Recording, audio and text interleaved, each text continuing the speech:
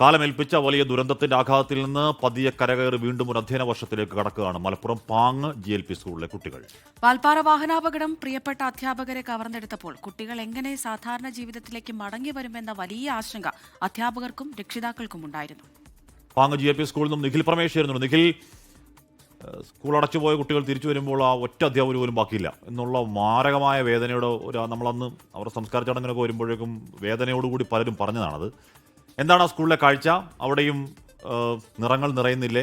കുഞ്ഞുങ്ങൾ വരുന്നില്ലേ? ദുരന്തത്തിന്റെ ആഘാതം കുഞ്ഞുങ്ങളിലേക്ക് എത്താതിരിക്കാനുള്ള ഒരുക്കങ്ങൾ തയ്യാറല്ലേ നിഖിൽ?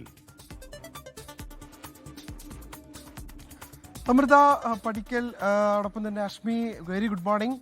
നമ്മുടെ ഏറ്റവും ദുഃഖകരമായിട്ടുള്ള വിഷമകരമായിട്ടുള്ള ഒരു 2 മാസങ്ങൾക്ക് മുൻപാണ് ആ സംഭവം നടന്നത്. ആ വിഷമങ്ങളൊക്കെ മറന്നുകൊണ്ട് ആ വേദനകളുടെ കാലമൊക്കെ കടന്നൊരു അതിജീവന പാതയിലാണ് പാങ്ങിലെ കുട്ടികൾ.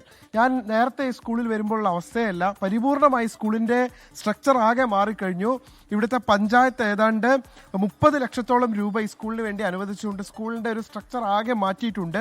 ഇവിടെ ഈ മനോഹരമായിട്ടുള്ള ഗേറ്റും അവിടെ കുട്ടികൾക്ക് കളിക്കുന്നതിന് വേണ്ടിയിട്ടുള്ള സാധനങ്ങളും ഒക്കെ ഒരുക്കി എന്നുള്ളത് മാത്രമല്ല, സ്കൂളിന് അകത്തേക്ക് കടക്കുമ്പോഴും അവിടെയും വലിയ വർണ്ണാഭമായിട്ടുള്ള മാറ്റങ്ങളൊക്കെ വരുത്തിയിട്ടുണ്ട്. നേരത്തെ ആഷ്മി സൂചിപ്പിച്ചതുപോലെ തന്നെ 5 അധ്യാപകരെ നഷ്ടമായ ഒരു വിദ്യാലയമാണ്. 5 അധ്യാപകരെ ഈ പാചക തൊഴിലാളിയായിട്ടുള്ള ചേച്ചിയൊക്കെ നഷ്ടപ്പെട്ട ഒരു സ്കൂളാണ്. ആ കുട്ടികൾ തിരികെ വന്ന് ഞങ്ങളുടെ ആ പഴയ അധ്യാപകർ എവിടെയെന്ന് ചോദിക്കുമ്പോൾ അവരാരും ഇവിടെ ഇല്ല എന്നുള്ളത് ഏറ്റവും ദുഃഖകരമായിട്ടുള്ളൊരു കാര്യം തന്നെയാണ്. പക്ഷേ ആ കുട്ടികൾ ആ ഓർമ്മകളിൽ നിന്നെല്ലാം മുക്തരാക്കാൻ വേണ്ടി കഴിഞ്ഞ കുറേയധികം ദിവസങ്ങളായി വലിയ ശ്രമങ്ങളായിരുന്നു അധ്യാപകർ നടത്തിപ്പോന്നിരുന്നത്.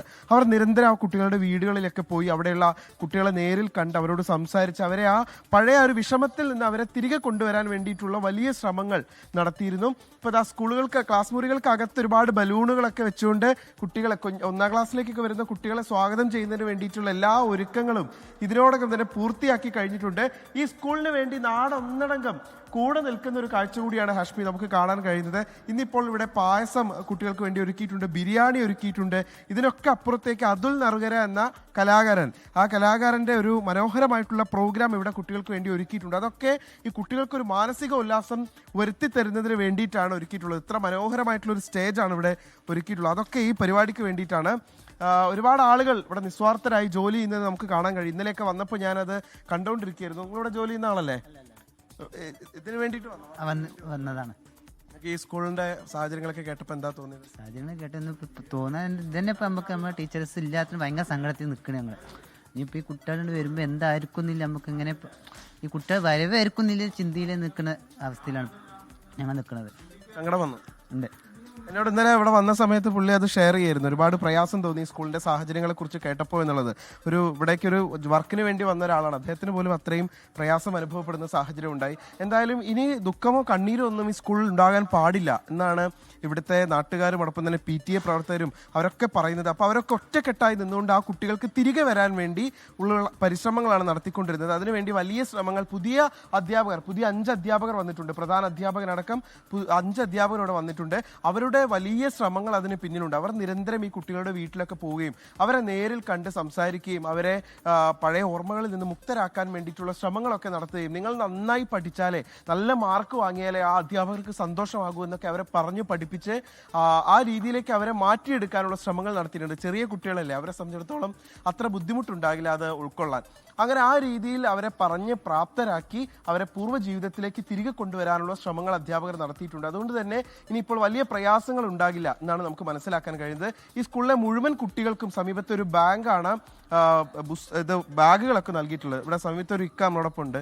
ഇവിടുത്തെ കുട്ടികളൊക്കെ മുക്തരായ വളരെ ഓക്കെയാവും ഈ സംവിധാനം കണ്ടാൽ. അന്നത്തെ മാതിരിയല്ല. നിങ്ങളൊക്കെ ഒരുപാട് ശ്രമം നടത്തി. ഇതൊന്ന് തൊട്ടടുത്ത വീട് തന്നെയാണ്. അപ്പോൾ കുഴപ്പമില്ല, നല്ലൊരു സന്തോഷമായിട്ടുണ്ട്. കുട്ടികളെ ആകർഷിക്കുന്ന രീതിയിൽ നമ്മുടെ സംവിധാനങ്ങൾ ഒരുങ്ങിയിട്ടുണ്ട്. ഹാഷ്മി, നമ്മൾ എടുത്തു പറയേണ്ട ഒരു കാര്യം, സമീപത്തെ നാട്ടുകാരെല്ലാം തന്നെ ഒറ്റക്കെട്ടായി നിന്നുകൊണ്ട് ഈ സ്കൂളിനെ തിരികെ കൊണ്ടുവരാൻ വേണ്ടി, ഒരു ചെറിയ സ്കൂളാണ്, ആകെ ഇത്രയേ ഉള്ളൂ. അപ്പോൾ അതുകൊണ്ട് തന്നെ ഇതിനെ തിരികെ കൊണ്ടുവരാൻ വേണ്ടി ഇങ്ങനെ ഒരു വിദ്യാലയം അവസാനിച്ചു പോകരുത് എന്നുള്ളതുകൊണ്ട്, ഇവിടുത്തെ കുട്ടികൾക്ക് അവരുടെ ഭാവി അവസാനിച്ചു പോകരുത് എന്നുള്ളതുകൊണ്ടും ഒറ്റക്കെട്ടായി നിന്നുകൊണ്ടുള്ള പ്രവർത്തനങ്ങളാണ് അവർ നടത്തിയത്.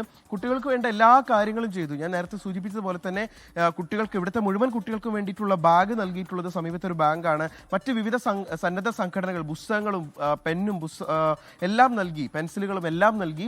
അങ്ങനെ അവരിങ്ങോട്ട് എത്തിയാൽ മതി, അവർക്ക് എല്ലാം നൽകാൻ ഞങ്ങൾ തയ്യാറാണ് എന്ന് പറഞ്ഞുകൊണ്ട് ഒരു നാടും PTA യും അധ്യാപകരും ഒക്കെ ഇങ്ങനെ കാത്തിരിക്കുകയാണ്. ഇനിയിപ്പോൾ അല്പസമയം കഴിയുമ്പോഴേക്കും ഇവിടേക്ക് കുട്ടികൾ എത്തിച്ചേരും. അവരുടെ കളിചിരികൾ നിറയും, ചിലരുടെ കരച്ചിലുകൾ ഉണ്ടാകും. അപ്പോൾ അതിനൊക്കെ ശേഷം അതുൽ നറുകരയുടെ മനോഹരമായിട്ടുള്ള 2 മണിക്കൂർ നീണ്ടു നിൽക്കുന്ന ഗാനസദ്യ ഉണ്ടാവും. അങ്ങനെ എല്ലാം കൂടെ ചേർത്ത് ഈ പ്രവേശോത്സവ ദിനം ഒരു മനോഹരമായിട്ടുള്ള ഒരു ഉത്സവമാക്കി മാറ്റുന്നതിന് വേണ്ടിയിട്ടുള്ള ക്രമീകരണങ്ങളാണ് പാങ്ങിൽ ഒരുക്കിയിട്ടുള്ളത്. ഹാഷ്മി, അമൃത. നിഖിൽ പരമേശാണ് അവിടെ നിന്ന് ആ വാർത്തയുടെ വിവരങ്ങൾ നൽകിയത്. നമ്മൾ അധ്യാപകരുടെ സംസ്കാര ചടങ്ങിന്, അധ്യാപകരുടെയും അവിടുത്തെ പാചക ചേച്ചിയുടെയും സംസ്കാര ചടങ്ങിന് പോയതായിരുന്നു.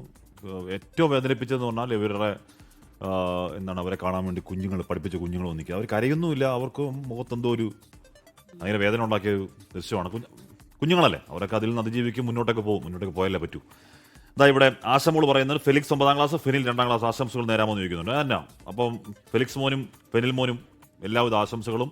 നന്നായി പഠിക്ക്, നന്നായി കളിക്ക്.